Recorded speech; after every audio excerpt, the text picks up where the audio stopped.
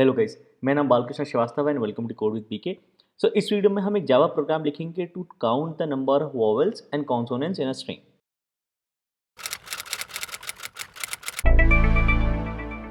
तो शुरू करने से पहले इट इज रिक्वेस्ट कि please please please please subscribe करें मेरे चैनल को, क्योंकि मेरा चैनल नया है और आपका सपोर्ट, आपका सब्सक्रिप्शन बहुत ज़रूरी है। So please please please please subscribe करें मेरे चैनल को। तो चलिए शुरू करते हैं। तो हमको लिखना है एक Java program to count the number of vowels and consonants in a string. Okay, तो हमको वॉवेल्स पता होता है क्या होते हैं, A E I O U, both lower case and upper case. और कॉन्सोनेंट्स क्या हो गए, वो सारे लेटर्स जो वॉवेल्स नहीं होते। ओके, तो अगर हमारा पहला केस है S equal to hello world, तो नंबर ऑफ वॉवेल्स 3 है, कॉन्सोनेंट 7 है। वॉवेल्स क्या क्या हो गए, लोअर केस ई, लोअर केस ओ और फिर से लोअर केस ओ, 3 वॉवेल्स। कॉन्सोनेंट्स हो गए अपर केस एच, ये दोनों lower case L, upper case W R L D. Okay, ध्यान देने वाली बात यह है कि कॉमन ना ही वॉवेल ना ही कंसोनेंट है। ओके, तो किसी में भी काउंट नहीं आना चाहिए इसका। ओके, सेम बात हो जाती है वाइट स्पेस के लिए और सेम बात हो जाती है एक्सक्लेमेशन मार्क के लिए। ओके, तो एक स्ट्रिंग में ज़रूरी नहीं कि सारे कैरेक्टर्स या कॉन्सोनेंट है या वॉवेल है, वो कुछ नहीं भी हो सकते। ओके, तो उनका काउंट नहीं लेना है। ओके, सेकेंड वाले केस में मैंने अपना नाम लिया है, तो इसमें नंबर ऑफ वॉवेल्स 7 है। सो लोअर केस ए आई ए 3 4 5 6 7। ओके, बाकी कॉन्सोनेंट्स है। ओके, तो ये वाइट स्पेस ना ही वॉवेल है और ना ही कंसोनेंट। ओके, तो चलिए इसका कोड लिखते हैं। तो मैं लिखूंगा एक पहला helper method static boolean is vowel. Okay, ये लेगा एक single character C H. Static इसलिए क्योंकि मैं इस मेथड को डायरेक्टली मेन से बुलाऊंगा। स्टैटिक नहीं लेंगे तो इस क्लास का ऑब्जेक्ट बना के फिर मेथड कॉल करना पड़ेगा, उसका कोई पॉइंट नहीं है, क्योंकि भैया अभी हम ऊप्स नहीं पढ़ रहे हैं, अभी हमको बस प्रॉब्लम सॉल्व करना है। ओके, और दूसरा मेथड लूँगा टू चेक कि एक कैरेक्टर कॉन्सोनेंट है कि नहीं। ओके, तो ये भी लेगा सिंगल कैरेक्टर सी एच। अब एक कैरेक्टर वॉवल है कि नहीं, इसको चेक करने के मल्टीपल तरीके हैं और इसका वीडियो मैं ऑलरेडी अपलोड कर चुका हूँ कि एक कैरेक्टर को वॉवल चेक करने के मल्टीपल तरीके क्या है। ओके, उस वीडियो का लिंक आपको डिस्क्रिप्शन में मिल जाएगा, वहाँ पे भी चेक कर सकते हो। यहाँ पे भी मैं तीनों तरीके से बताऊँगा, लेकिन पहले हम प्रॉब्लम सॉल्व करेंगे, फिर हम एंड में ऑल्टरनेट सोल्यूशंस देखेंगे। ओके, तो अगर एक कैरेक्टर वॉवल है, पता लगाएंगे कैसे। तो स्ट्रिंग ले लेता हूँ मैं वॉवल्स। ओके, इसमें ले लेता हूँ A E I O U upper case, A E I O U lower case, सारे मैंने वॉवल्स इस स्ट्रिंग में ले लिए। तो अगर ये कैरेक्टर सी एच इस स्ट्रिंग में है, कोई भी एक कैरेक्टर है इनमें से, मतलब ये सी एच एक वॉवल है, तो वो कैसे चेक करेंगे, मैं बोलूँगा return vowels dot index of C H is not equal to -1। तो इंडेक्स ऑफ मेथड क्या करता है, ये चेक करता है कि ये सी एच जो कैरेक्टर है वो इस स्ट्रिंग वॉवल्स में है कि नहीं। अगर ये सी एच कैरेक्टर इस स्ट्रिंग वॉवल्स में है तो वो इंडेक्स रिटर्न करता है जहाँ पे पहला मैच हुआ सी एच का। अगर ये सी एच इस स्ट्रिंग वॉवल्स में नहीं है तो ये इंडेक्स ऑफ रिटर्न करता है -1।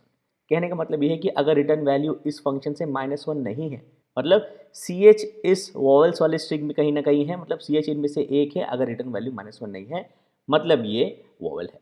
तो अगर इस कंपैरिजन की वैल्यू ट्रू है तो सी एच वॉवल है, अगर इस कंपैरिजन की वैल्यू फॉल्स है तो सी एच वॉवल नहीं। ओके, सो बाकी दो जो ऑल्टरनेट तरीके होते हैं जिससे आप चेक करते हैं सिंगल कैरेक्टर वॉवल है कि नहीं, स्विच केस यूज़ करके, इफ एल्स इफ यूज़ करके, वो मैं आपको सोल्यूशन के बाद में बताऊँगा। ओके, अब कॉन्सोनेंट कैसे चेक करेंगे। सो कॉन्सोनेंट क्या होता है, consonant are letters okay which are not vowels, मतलब सारे इंग्लिश लेटर्स जो वॉवल्स नहीं है वो कॉन्सोनेंट्स हैं। ओके, तो ये एक तो ये होगा return not is vowel C H.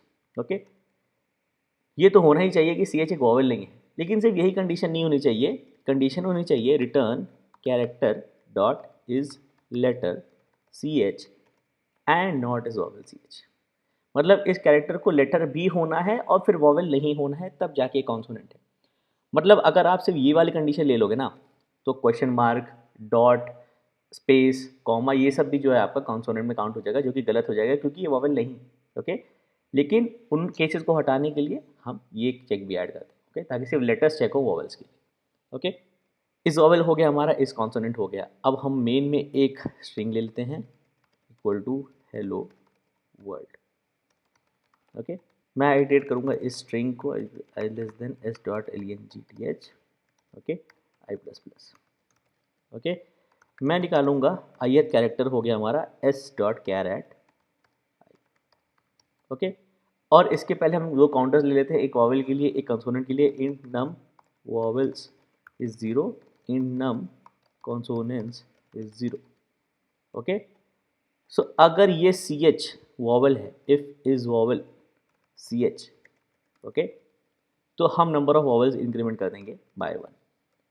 Else if अगर ये वॉवल नहीं है तो कॉन्सोनेंट के लिए चेक करेंगे, मैं बोलूँगा इस कॉन्सोनेंट सी एच,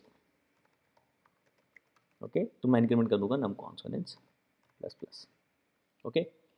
तो जब ये लूप खत्म हो जाएगा तो हमको पता चल जाएगा कि हमारे नंबर ऑफ वॉवल्स और नंबर ऑफ कॉन्सोनेंट्स कितने हैं इस स्ट्रिंग एस में।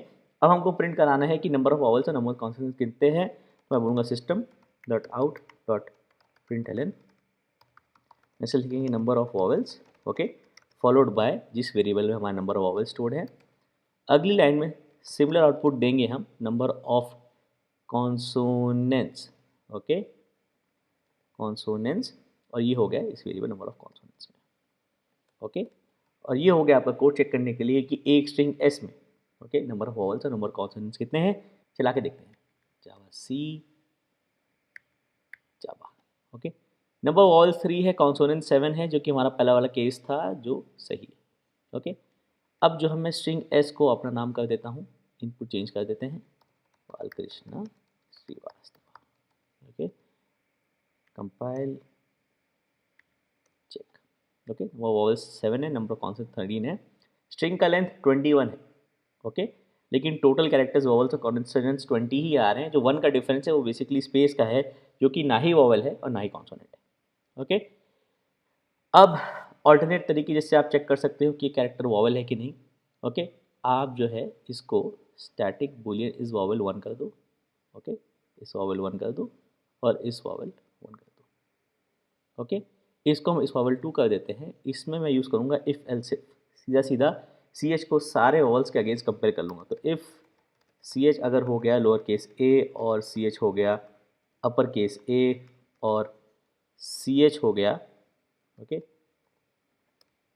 ई, okay, I O U, okay, तो A E I O you और अपर केस में ए E I O U, okay. तो ये हो जाएगा रिटर्न ट्रू, अदरवाइज हम कर देंगे finally return false, okay.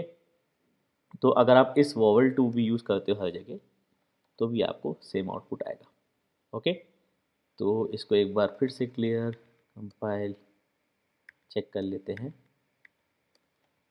Vowels 7 consonants 30, okay. तीसरा तरीका जो था, ओके, वो था स्विच केस यूज़ करने का, जहाँ हम fall through of cases use करते हैं इस वॉवल 3, ओके। तो हम लेंगे एक स्विच केस, ओके, जिसमें हम वेरिएबल पास करेंगे सी एच, ओके।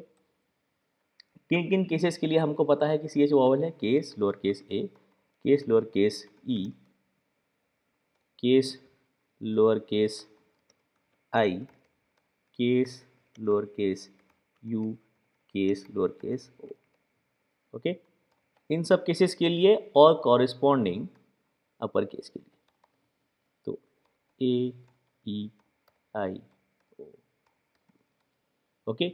इन सारे केसेस के लिए हमको रिटर्न करना है ट्रू, फाइनली रिटर्न करना है फॉल्स, ओके।